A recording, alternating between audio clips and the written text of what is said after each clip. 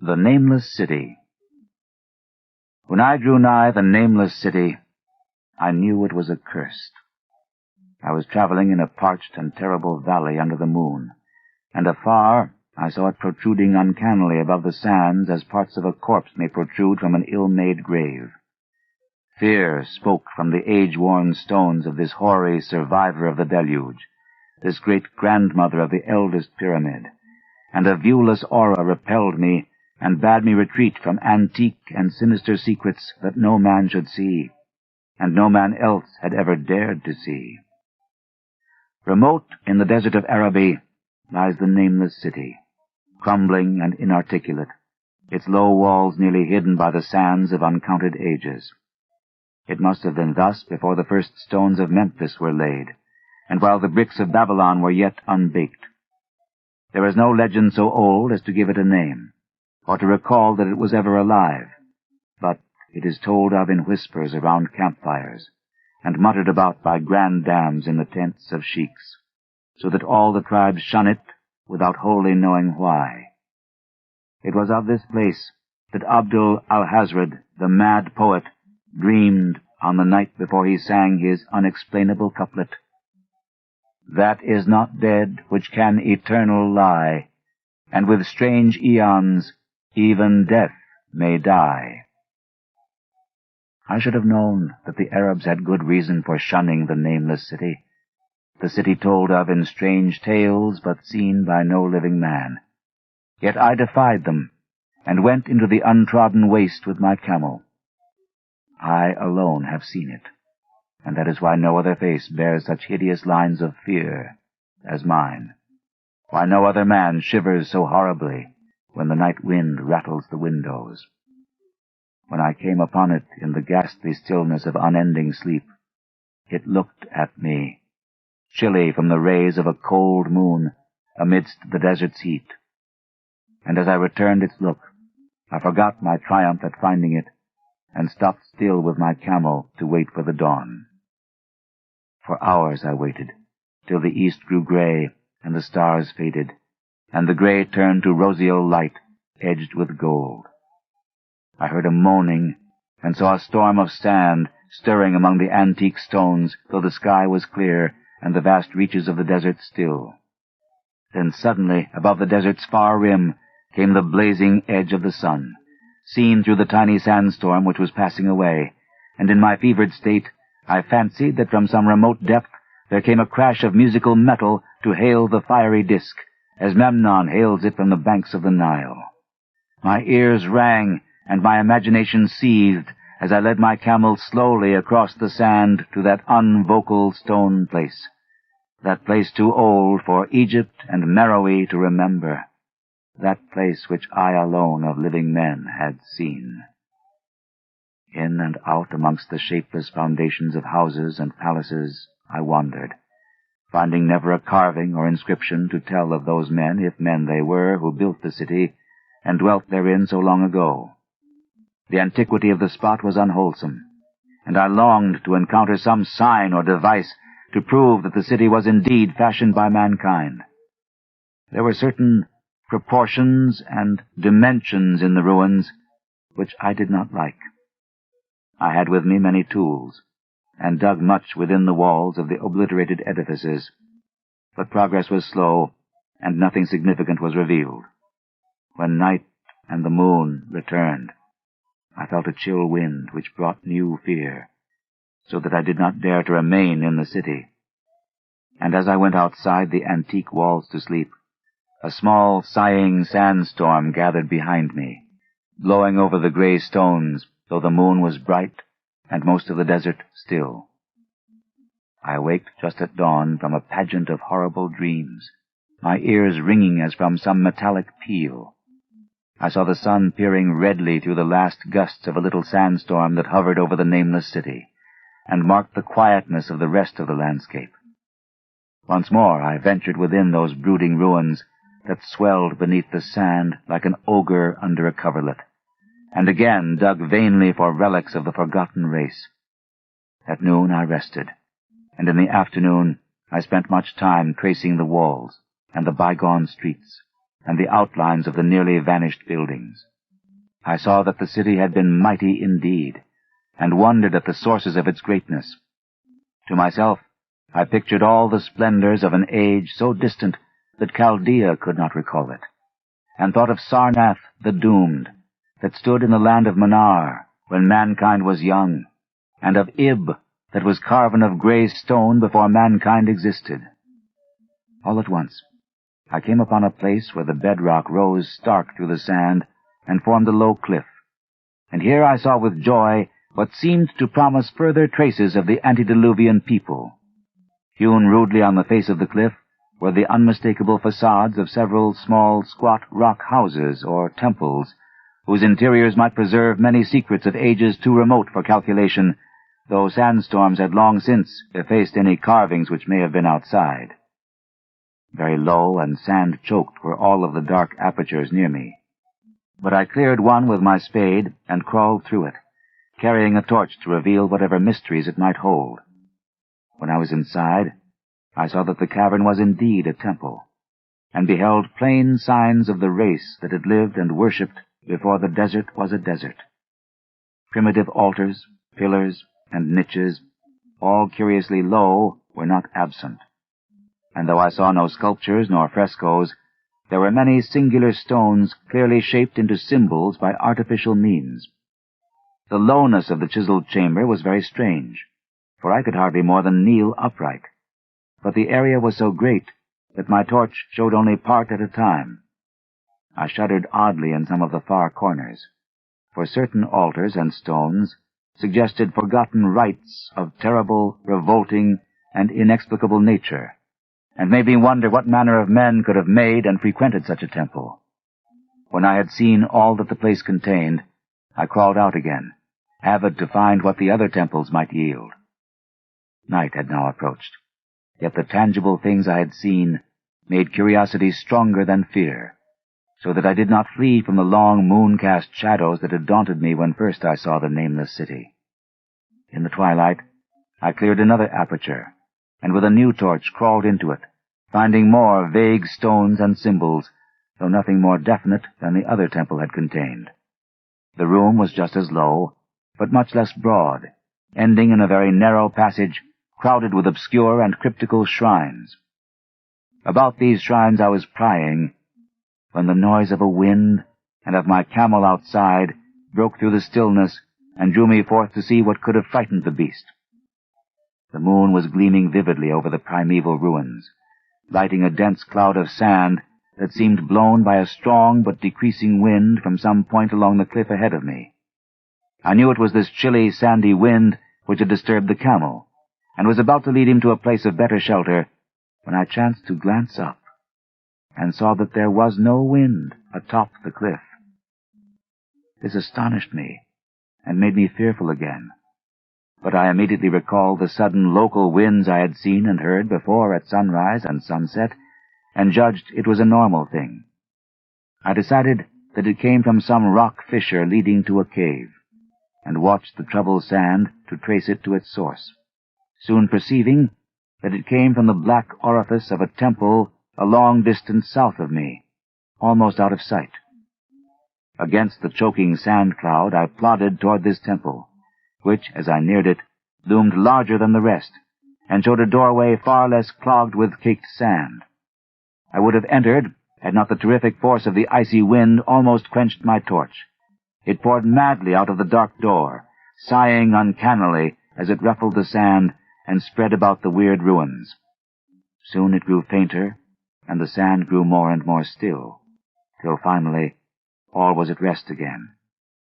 But a presence seemed stalking among the spectral stones of the city, and when I glanced at the moon, it seemed to quiver as though mirrored in unquiet waters.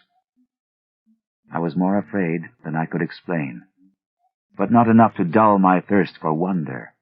So as soon as the wind was quite gone, I crossed into the dark chamber from which it had come.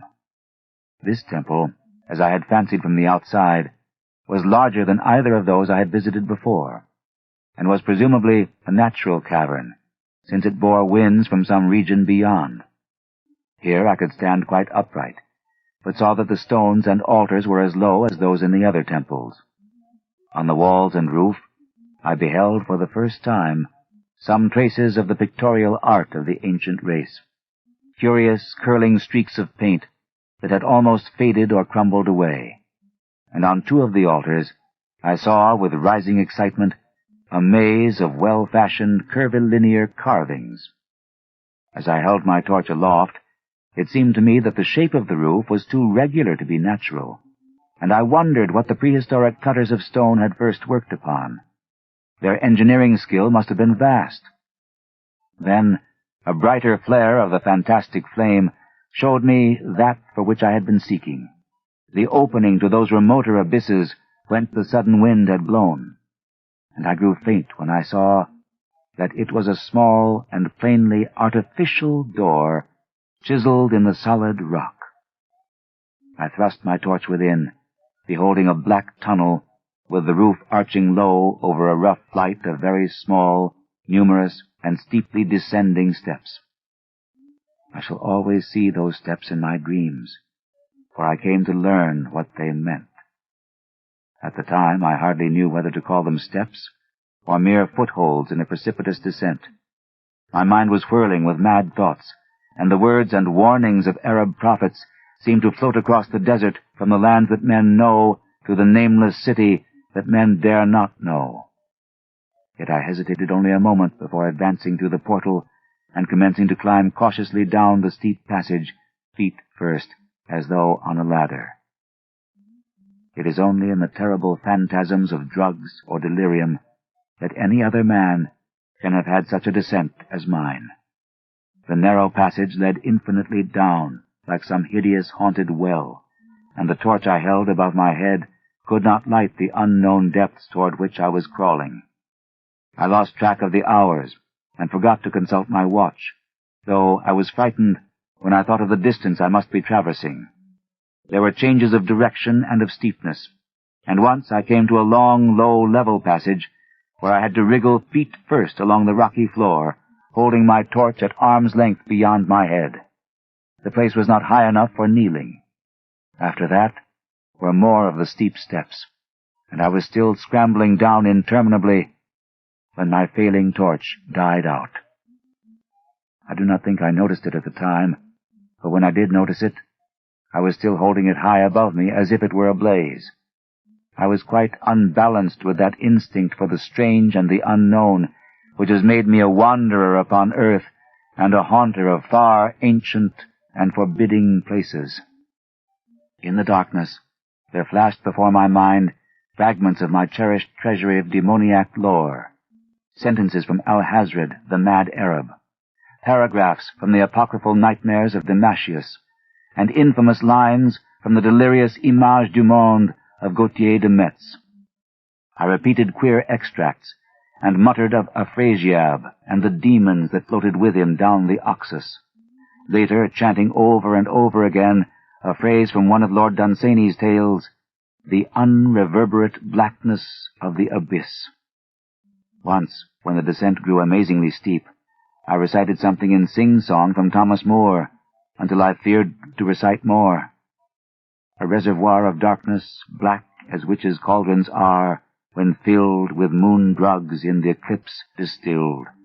Leaning to look if foot might pass down through that chasm, I saw beneath, as far as vision could explore, the jetty sides as smooth as glass, looking as if just varnished o'er with that dark pitch the sea of death throws out upon its slimy shore. Time had quite ceased to exist when my feet again felt a level floor, and I found myself in a place slightly higher than the rooms in the 2 smaller temples, now so incalculably far above my head. I could not quite stand, but could kneel upright, and in the dark I shuffled and crept hither and thither at random.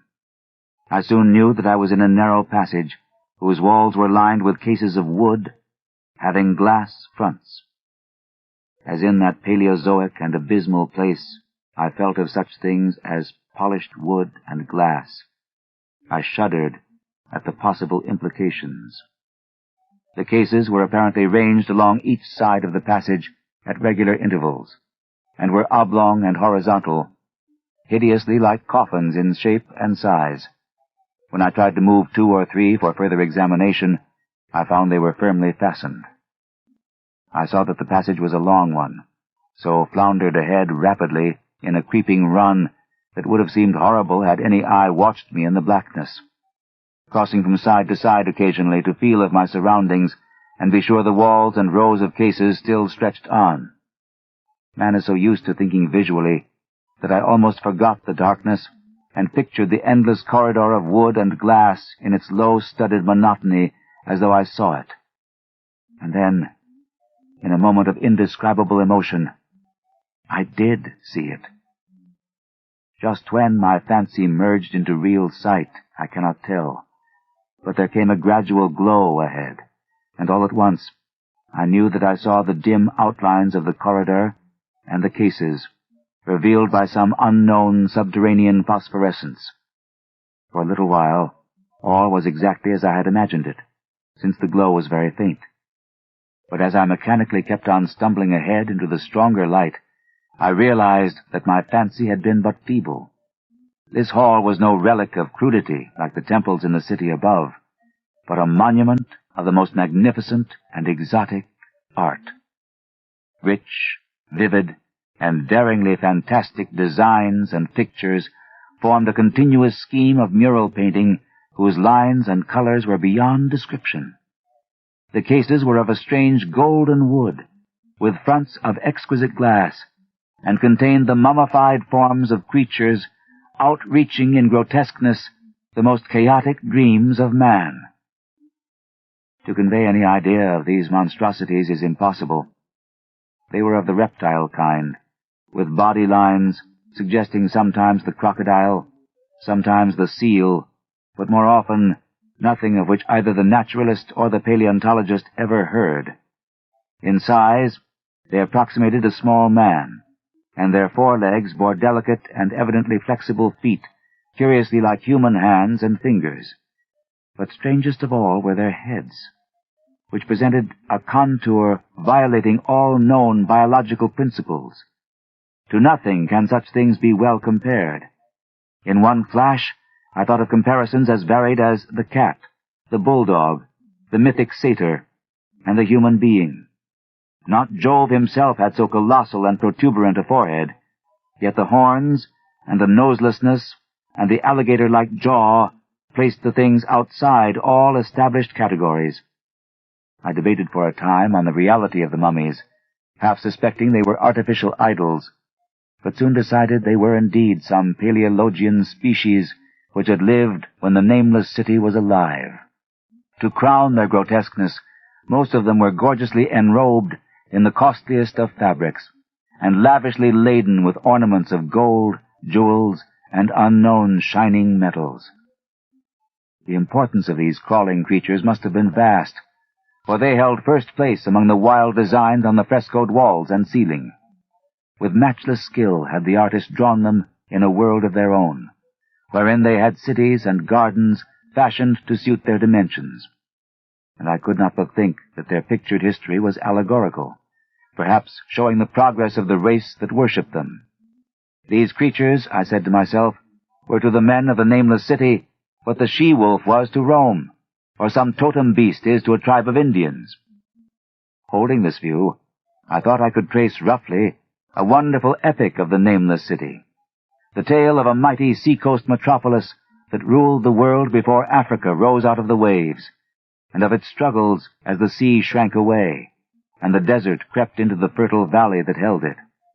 I saw its wars and triumphs, its troubles and defeats, and afterward its terrible fight against the desert, when thousands of its people, here represented in allegory by the grotesque reptiles, were driven to chisel their way down through the rocks in some marvelous manner to another world whereof their prophets had told them. It was all vividly weird and realistic, and its connection with the awesome descent I had made was unmistakable. I even recognized the passages. As I crept along the corridor toward the brighter light, I saw later stages of the painted epic, the leave-taking of the race that had dwelt in the Nameless city and the valley around for 10 million years, the race whose souls shrank from quitting scenes their bodies had known so long, where they had settled as nomads in the earth's youth, hewing in the virgin rock those primal shrines at which they never ceased to worship. Now that the light was better, I studied the pictures more closely, and remembering that the strange reptiles must represent the unknown men, pondered upon the customs of the Nameless city. Many things were peculiar and inexplicable. The civilization, which included a written alphabet, had seemingly risen to a higher order than those immeasurably later civilizations of Egypt and Chaldea. Yet there were curious omissions. I could, for example, find no pictures to represent deaths or funeral customs, save such as were related to wars, violence, and plagues. And I wondered at the reticence shown concerning natural death. It was as though an ideal of earthly immortality had been fostered as a cheering illusion. Still nearer the end of the passage were painted scenes of the utmost picturesqueness and extravagance, contrasted views of the Nameless city in its desertion and growing ruin, and of the strange new realm or paradise to which the race had hewed its way through the stone. In these views, the city and the desert valley were shown always by moonlight, a golden nimbus hovering over the fallen walls and half revealing the splendid perfection of former times, shown spectrally and elusively by the artist. The paradisal scenes were almost too extravagant to be believed, portraying a hidden world of eternal day, filled with glorious cities and ethereal hills and valleys. At the very last, I thought I saw signs of an artistic anticlimax. The paintings were less skillful, and much more bizarre than even the wildest of the earlier scenes. They seemed to record a slow decadence of the ancient stock, coupled with a growing ferocity toward the outside world from which it was driven by the desert. The forms of the people, always represented by the sacred reptiles, appeared to be gradually wasting away, though their spirit, as shown hovering about the ruins by moonlight, gained in proportion. Emaciated priests, displayed as reptiles in ornate robes, cursed the upper air and all who breathed it. And one terrible final scene showed a primitive-looking man, perhaps a pioneer of ancient Irem, the city of pillars, torn to pieces by members of the elder race. I remembered how the Arabs fear the Nameless city, and was glad that beyond this place the gray walls and ceiling were bare. As I viewed the pageant of mural history, I had approached very closely the end of the low-ceilinged hall, and was aware of a great gate, through which came all of the illuminating phosphorescence. Creeping up to it, I cried aloud in transcendent amazement at what lay beyond. For instead of other and brighter chambers, there was only an illimitable void of uniform radiance, such as one might fancy when gazing down from the peak of Mount Everest upon a sea of sunlit mist. Behind me was a passage so cramped that I could not stand upright in it. Before me was an infinity of subterranean effulgence. Reaching down from the passage into the abyss was the head of a steep flight of steps, small, numerous steps like those of the black passages I had traversed. But after a few feet, the glowing vapors concealed everything. Swung back open against the left-hand wall of the passage was a massive door of brass, incredibly thick and decorated with fantastic bas-reliefs, which could, if closed, shut the whole inner world of light away from the vaults and passages of rock. I looked at the steps, and for the nonce dared not try them. I touched the open brass door, and could not move it. Then I sank prone to the stone floor, my mind aflame with prodigious reflections which not even a death-like exhaustion could banish.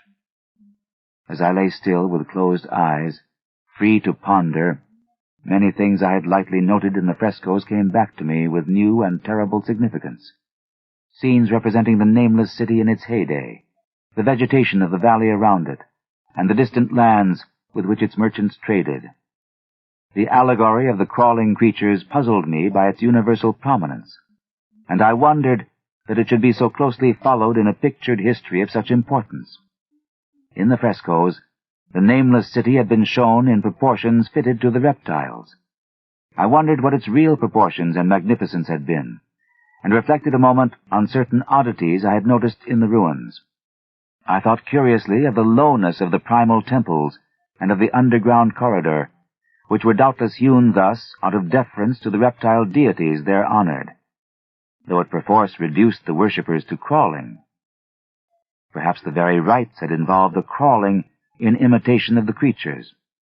No religious theory, however, could easily explain why the level passage in that awesome descent should be as low as the temples, or lower, since one could not even kneel in it.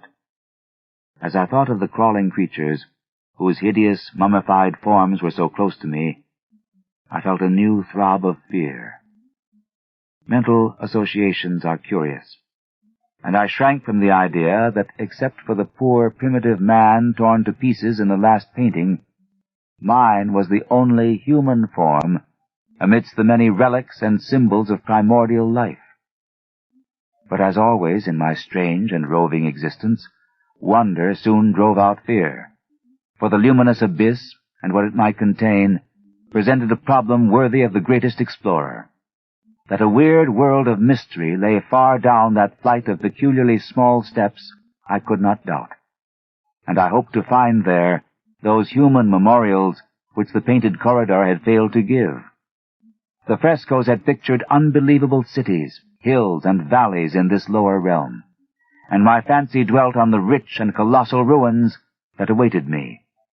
My fears, indeed, concerned the past rather than the future. Not even the physical horror of my position in that cramped corridor of dead reptiles and antediluvian frescoes, miles below the world I knew, and faced by another world of eerie light and mist, could match the lethal dread I felt at the abysmal antiquity of the scene and its soul.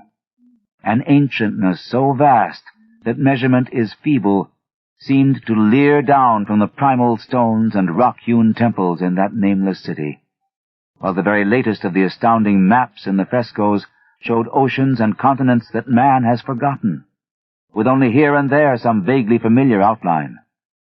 Of what could have happened in the geological eons since the paintings ceased, and the death-hating race resentfully succumbed to decay, no man might say. Life had once teemed in these caverns, and in the luminous realm beyond. Now I was alone with vivid relics, and I trembled to think of the countless ages through which these relics had kept a silent and deserted vigil. Suddenly, there came another burst of that acute fear which had intermittently seized me ever since I first saw the terrible valley and the nameless city under a cold moon, and despite my exhaustion, I found myself starting frantically to a sitting posture and gazing back along the black corridor toward the tunnels that rose to the outer world. My sensations were much like those which had made me shun the nameless city at night, and were as inexplicable as they were poignant. In another moment, however, I received a still greater shock in the form of a definite sound, the first which had broken the utter silence of these tomb-like depths. It was a deep, low moaning, as of a distant throng of condemned spirits, and came from the direction in which I was staring. Its volume rapidly grew, till soon it reverberated frightfully through the low passage, and at the same time I became conscious of an increasing draught of cold air, likewise flowing from the tunnels and the city above. The touch of this air seemed to restore my balance, for I instantly recalled the sudden gusts which had risen around the mouth of the abyss each sunset and sunrise, one of which had indeed served to reveal the hidden tunnels to me. I looked at my watch, and saw that sunrise was near, so braced myself to resist the gale which was sweeping down to its cavern home as it had swept forth at evening. My fear again waned low, since a natural phenomenon tends to dispel broodings over the unknown. More and more madly poured the shrieking, moaning night wind into that gulf of the inner earth. I dropped prone again, and clutched vainly at the floor for fear of being swept bodily through the open gate into the phosphorescent abyss. Such fury I had not expected, and as I grew aware of an actual slipping of my form toward the abyss, I was beset by 1,000 new terrors of apprehension and imagination. The malignancy of the blast awakened incredible fancies. Once more I compared myself shudderingly to the only other human image in that frightful corridor, the man who was torn to pieces by the nameless race, for in the fiendish clawing of the swirling currents there seemed to abide a vindictive rage all the stronger because it was largely impotent. I think I screamed frantically near the last. I was almost mad, but if I did so, my cries were lost in the hell-born babel of the howling wind wraiths. I tried to crawl against the murderous invisible torrent, but I could not even hold my own as I was pushed slowly and inexorably toward the unknown world. Finally, reason must have wholly snapped, for I fell to babbling over and over that unexplainable couplet of the mad Arab Alhazred, who dreamed of the nameless city.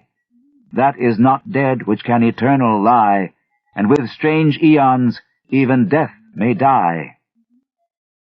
Only the grim, brooding desert gods know what really took place, what indescribable struggles and scrambles in the dark I endured, or what Abaddon guided me back to life, where I must always remember and shiver in the night wind till oblivion or worse claims me. Monstrous, unnatural, colossal was the thing, too far beyond all the ideas of man to be believed, except in the silent, damnable small hours when one cannot sleep. I have said that the fury of the rushing blast was infernal, cacodemoniacal, and that its voices were hideous with the pent-up viciousness of desolate eternities.